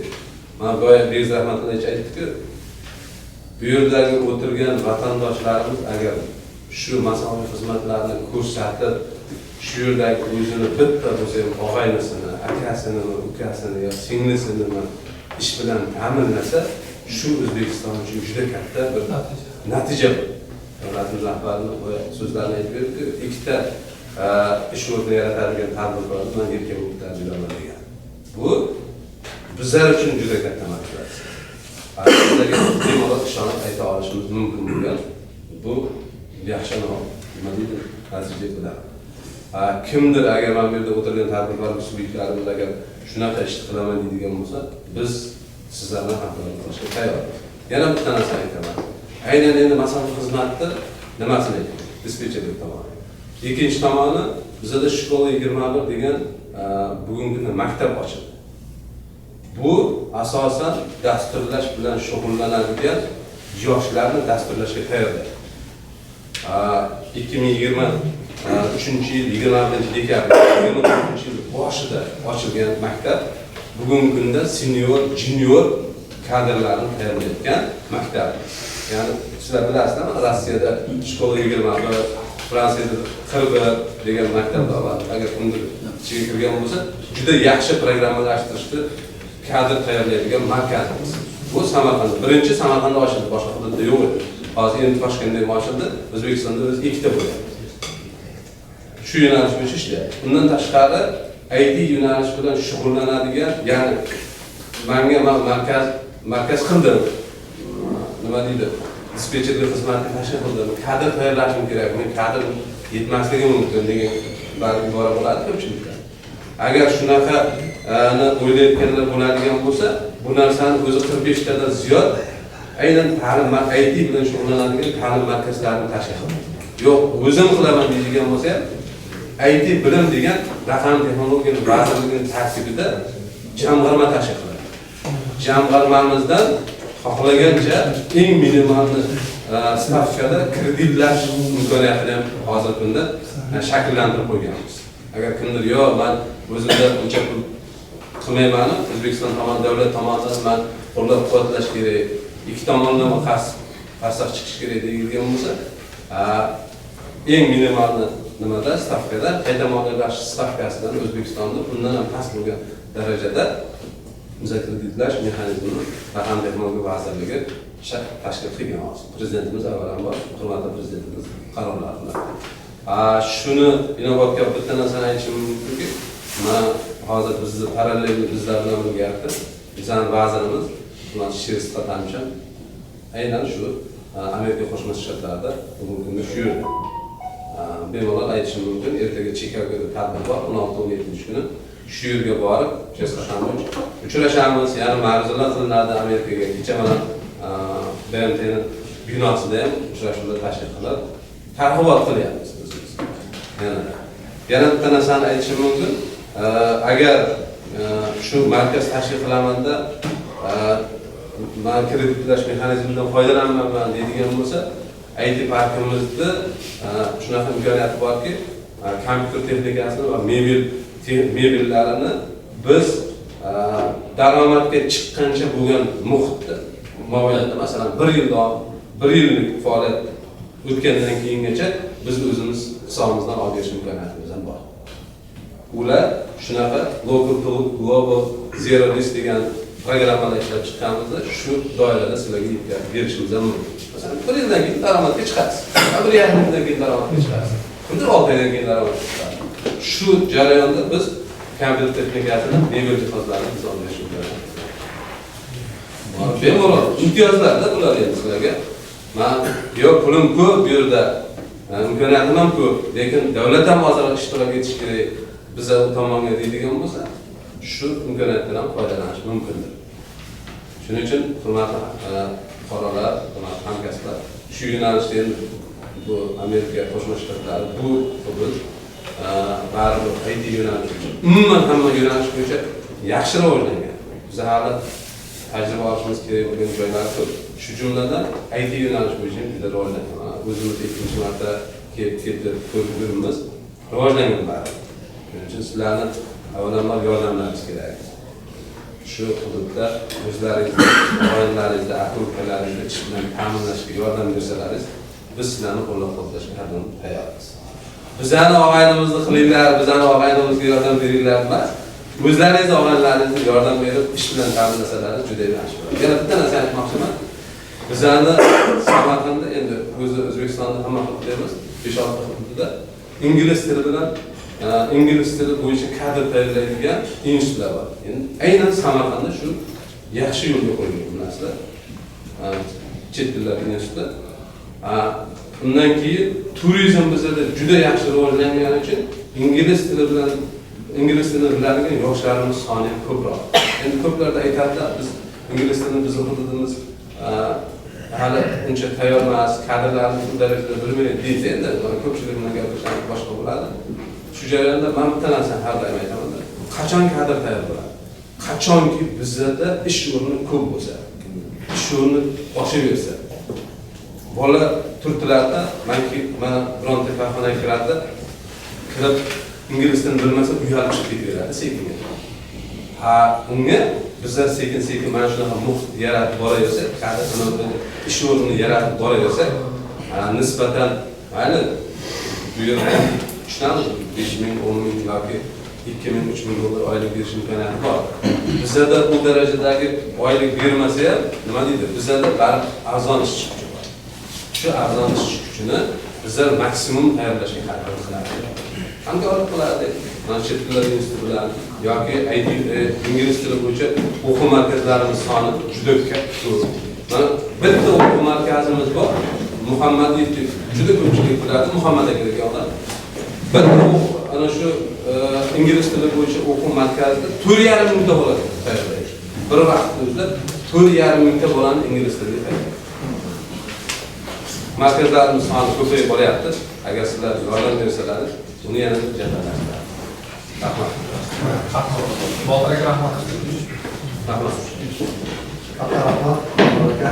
Aziz vatandoshlar, o'zimizni muloqotimiz cheklanmagan, me'yorlanmagan. Kimni qanaqa dardi bo'lsa, taklifi bo'lsa albatta aytish mumkin. Lekin mana qancha gapirmasak ham vaqt yetmaydi baribir. Mana bugun ish kunning eng avjiga chiqqan payti hozir hamma mana yerda o'tirganlar Behzod aka, ular katta yirik biznesmenlar.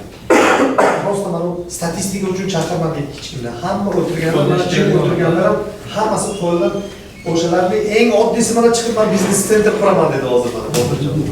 Mana shu biznes center city qurib beradigan darajadagi hozir tadbirkorlar o'tiribdi mana shu yerda. O'shuning uchun hamma narsani me'yor bilan yaxshilagan bir naqlimiz bor xalqimizda. Agar ruxsat bersalaringiz, aziz vatandoshlar, kimda qanaqa savollar bo'lsa, marhamat, turib so'rashlaring mumkin. Agar shu bilan yaxshi hammasi zo'r bo'ldi desalaringiz, mana Ansor aka, Behzod Rahmatullayev, Dilmurod aka, mana bu yerda Valijon turibdilar. Agar familiyangiz bilan telefoningizni bersangiz 24 soat uxlamaysiz, bu odam tinch qo'ymaydi. Pardani orqasida asosiy ishni yurgizadigan mana shu kishi, men sezdim bu kishini. Kecha kunduz sizlarga bo'lgan muammolarni hammasini hal qilib beramiz. Mana shu odam 1 yildan buyon bu kishi bilan aloqada bo'lyapmiz. Endi vatandoshlar agar savollar bo'lsa marhamat, qo'l ko'tarib so'rashlaringiz mumkin. Bemalol, umuman. Reglament cheklamagan, bemalol. Mana ikkita masala, Akmal Samibayev shu yerda. 8 yil bo'ldi. Samibayevlar. Ikkita masalani aytmoqchiman. Avvalambor xushkelibsizlar. Ana shu hurmatli prezidentimizni oxirgi yillar chetga bizning vatandoshlar ketganlar ko'p sonli o'shalar bilan muloqot qiladilar. Nima bo'lyapti? Shuning uchun katta rahmat. Men nima demoqchiman, ana shu odamlarimiz ko'payapti. Oxirgilar chetga borib ketish ko'payapti. Bu uchun mana siz yangi reys ochyapti deyapsiz, yaxshi deyman. Lekin narxlar masalasiga ko'p odamlar borib kelyapti, yozda bolalar bilan borib kelyapti. Tursiya orqali boradi, Dubay orqali boradi. Nimaga deganda arzon. O'zimizda havo yo'llari narxi hech asoratli yoz endi yoz payti. Bitta taklif iloj bo'lsa, nima takliflar chiqib, ana shu kalkulyatsiyani narxlarni telabirazini ko'rib chiqib, sal arzonlashtirsa, mana odamlar bu 5 marta 6 marta borib keladi. U oila bilan boraman desangiz 7-8 ming hech narsa emasda. Shuni iloj bo'lsa. Bu eng kerakli nozimasi. Chunki borib kelish bo'ladi, investitsiyalar bo'ladi. Borib kelish bo'ladi. Shuning uchun ham narxini ham sal shunga qarab, foizga bog'lanamiz, qarorga borib, faqat samolyot o'tadi.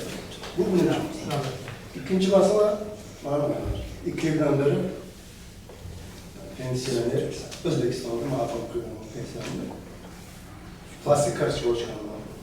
2 yildan beri pul tushyapti. Har oy как положено pul tushyapti. Shu yildan boshlab to'layapti. 60dan oshib pensiya to'xtatib qoldi. Nimaga? 3 yildan 3 oydan ziyod Samarqandda ishmasa, Şöyle zaten bize plastik kartı bu yer bunun narsaları bunlar meyanat kılıp 60 yıl zaslужен налоговый кыла біздің мәңгі өші басынан кампл болса, қоз болса, көп болса диянлар бол, нелар бол, шылатады ма, ташқа ма, лөж болса, бұл білемін қарауар бұлмақ бөлекен, өзі маман басын бір ет болмаса, өзі йодар. Шылеш керек басын, кампл, аршы етсе қақыр болмақ.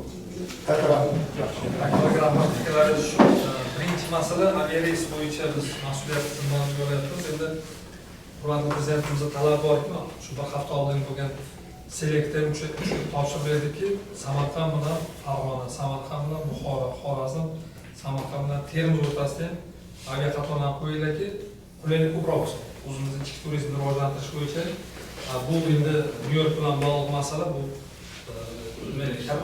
katta loyiha. Hozir misol uchun bir hafta 5 ta reys bor ekan O'zbekistonga. Bizlar shunda bittasidan Samarqanddan boshlasak, vaqt hammasiga hakam deydi. Nasib bo'lsa o'sha reys yo'lga qo'yilgandan keyin, asosiylik bilan aloqa rivojlangandan keyin narxlari ham muntazam tartibga keladi. Biz kecha kelish tomondan o'rgandik. Haligi Turkiya havo yo'llari qancha plan kelyapti, Birlashgan Arab Amirliklarniki qancha plan kelyapti. Lekin bitta masala Akmal aka, O'zbekiston havo yo'llarini xizmatini sifati ham boshqalardan kam joyi yo'q. Markasi yuqori. Lekin narx masalasida bu haligi ma'lum bir haligi nima deydi, narx siyosati bor, o'sha kompaniyaning o'zini siyosati bor. Biz taklifni beramiz. Bu bizning vakolatimizdan yuqori doiradagi masala. Bizning delegatsiyamiz tarkibida raqamlashtirish vazirligini boshqarib kelgan. Ertaga Dilmurdagi to'g'ri aytdi. Vazirimiz bilan ko'rishamiz, buni albatta yetkazamiz. Ikkinchi masala bo'yicha pension fond bo'yicha demak bizda ham pensiya islohotlari bo'lyapti. 3 oydan ortiq O'zbekistonda bo'lmasa to'lanmasligi degan yangilikni o'zim eshityapman, chunki bizlar ham sizlarga pensiya yoshi yetarli qila olsa, sizlar ham shunga duch kelgansizlar. Buni men o'zim yozib oldim, o'rganib Akbarga alohida sizlarga ma'lumot beraman. Katta tartibini qilamiz. Uni to'xtatib qo'yilganligi berilmaydi degan emas, balkim qanaqadir qonunchilikni o'zgartirish kiritish talab qilinadi. Mana bizda yangi konstitutsiyamizda O'zbekiston ijtimoiy davlat degan majburiyatni oldi. Ijtimoiy davlat degan, ya'ni O'zbekiston ham mamlakat hududida ham tashqarida fuqarolarini huquqlarini himoya qilish zimmasiga oldi. Bu yozib qo'ygan masalangiz nasib bo'lsa belgilangan tartibga chiqadi. Barchasi aziz vatandoshlar, Samarqand vatandan kelgan mehmonlarimizni qanaqadir yana bir maxsus dasturlar bor ekan. Hozir Begzod aka o'zingiz o'sha dasturlarni boshqarib, bundan keyin Sunnatulla hoji o'zimizni mana qariyamiz bir duo qismlarda keyin kimda alohida bir gaplashadigan savollar bo'lsa, mehmonlar hozir vizitkalarni tarqatib chiqadilar sizlarga, bemalol kelib so'rashlaringiz mumkin. ishchi tartibi. Albatta, rahmat. Men Botir akamning fikrlariga bir kichkina izoh beraman. Dilmurdaga yaxshi javob berdilar. Endi bizda biznes sentr quroladigan tadbirkorlar ko'payganiga zafarga bilan aytamiz. Demak, bizda biznes muhiti yaxshilanyapti. Shunga sharoit bo'lyapti. Demak, bu ham yaxshilikka juda to'g'ri taklif bo'ldi. IT markazsi hamma biznesni jalb qiladigan markaz bo'ladi. Men bitta obyekt haqida gapirish esimdan chiqdi. Bizda Samarqandda O'zbekiston ko'chasida haligi bor, gospital bor, ko'pchilik biladi. Mana oxirgi hurmatli prezidentimiz tashrifida biz viloyat hokimimiz yaxshi bir tashabbus qildiki, shu uni xizmati tahlil qilindi, bu yerdan foydalanadigan harbiylarimiz kamda, harbiy soha vakillari shuni shaharda chetiga ko'chirsaklar, uzoq lager deydi, lager ko'chirib, o'sha hududdan park, bolalar istirohat bog' qilish bo'yicha zamonaviy, oddiy emas, zamonaviy mana chet elga desak ham qaysi davlatga borganmiz ham yashaymiz. Shunaqa xalqaro standartga javob beradigan park qiladigan fikr bo'ldi. U yerda Dilmurdaga taqdimot qildi. U yerda ham Botir aka bitta IT park IT markaz qilinadi. Agar siz qiziqishingiz, haligi mana namereniyingiz jiddiy bo'ladigan bo'lsa, biz shu loyihani borib tandirdan issiq chiqqan mana yaxshi tadbirkorimiz Botir aka Ibragimov bo'lgan shu loyihani ichiga joylashtirib shuncha aytyapman, birdan haligi bu kishini tashabbusiga mos joy bo'ladiki, butun shaharning markazi. U Qorasuvda alohida 20 qavatli IT park bo'yicha alohida loyiha bor va hozir aytilgan haligi уже ko'chirish boshlandi.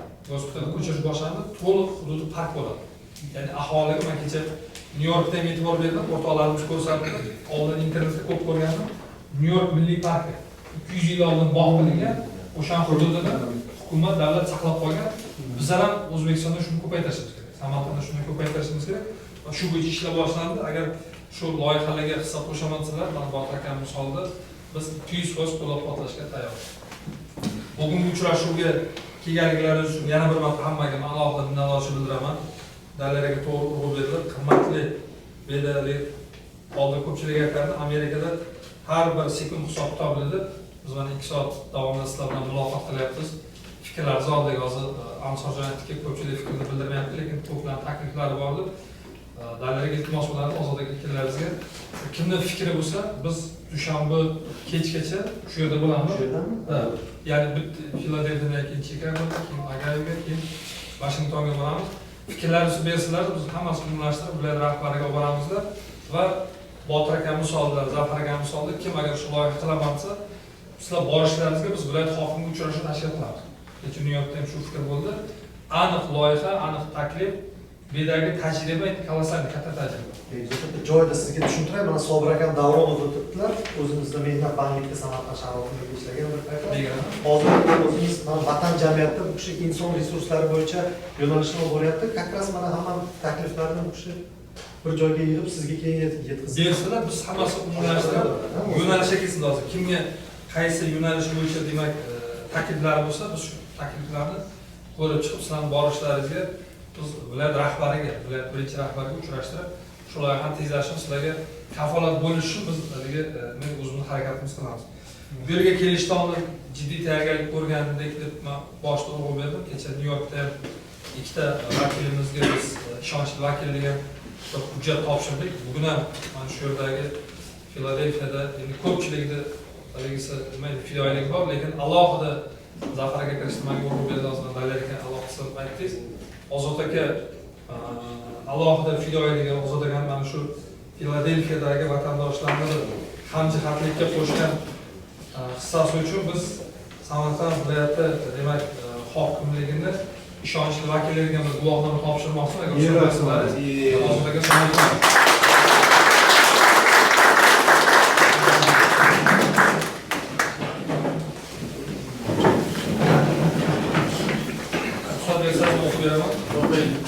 O'zbekiston Respublikasi Samarqand viloyati hokimligining Amerika Qo'shma Shtatlaridagi vatandoshlar va IT sohasi vakillari bilan doimiy hamkorlikni yo'lga qo'yish, ularning taklif va tashabbuslarini qo'llab-quvvatlash bo'yicha Soliyev Ozod Samarqand viloyati hokimligining ishonchli vakili. Aziz Muzaffar Boboyev Samarqand viloyati hokimi vazifasini bajaruvchi, Samarqand shahri 2025-yil 7-aprel.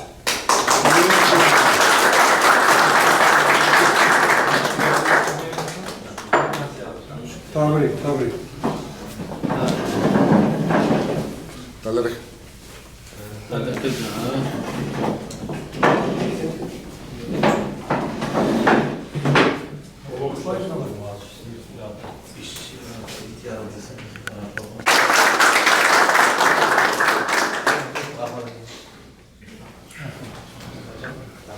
Topshiriq qanday qiz?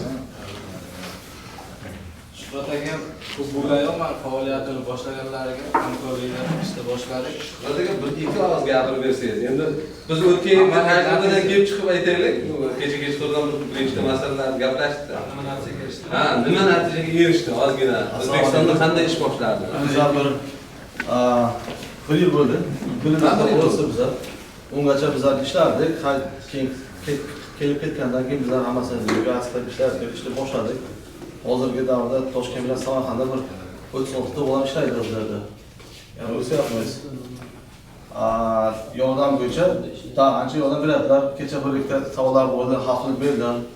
Ancha bitta joy bo'ldi, joy masalasi hafsib bizda. Xudo xohlasa. Shodak Saidina bugungi uchrashuvdan keyin 36 tamiz 360 saqlaman degan. Bitta narsa bo'lardi, mana Shuhrat aka ham bitta narsadan hamma qo'rqardi. Internet bilan bog'liq masaladan juda ko'p odam qo'rqardi. O'zbekistonda internet yaxshi ishlamaydi, yo internet bilan bog'liq masalalar bor deyiladi. Samarqand viloyatida 2000 ta qishloq bor. Bizning Samarqandda 2000 ta qishloq bor. 2000 ta qishloqqa ham optika olib borganmiz. Optika bor. Ha, optika bor shuni. 2000 ta qishloqda ham optika bor. 2000 ta qishloqda agar kimdir 10 gig internet ishlataman deydigan bo'lsa, 10 gigabit internet bera oladi. Sharoit bor. Sharoit bor. Hamma tochkada qayerda menga kerak, mana shu tochkada desa, shu tochkada bera oladi.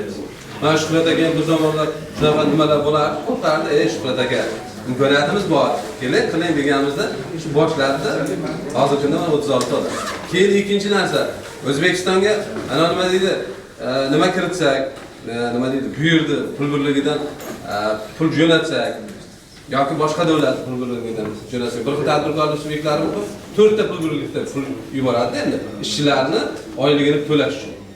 Hozirgi kunda umuman muammo yo'q. Bu yer bilan bu yerdagi tadbirkorlik subyekti bilan O'zbekistondagi tadbirkorlik subyektining o'rtasida shartnoma tuziladiku bor. Shartnoma tuziladigan bo'lsa, to'g'ridan-to'g'ri pul yuborib, shu pulini shu o'zini ishchilariga to'g'ridan-to'g'ri oylik sifatida chiqarish mumkin. Yoki bu yerdagi tadbirkorlik subyektini anonimada u yerdagi O'zbekistondagi tadbirkorlik subyektining o'rtasidagi shartnomaga asosan ishchilari soni, ishchilari agar tashqaridan mehnat faoliyatini yuritayotgan bo'lsa, masalan tashqaridan bo'ladigan bo'lsa, kimlarni dasturlash bo'yicha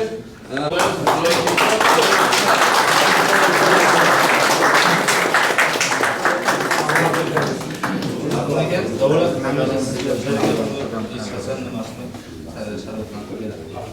ham juda katta xizmatlari bor xalq uchun.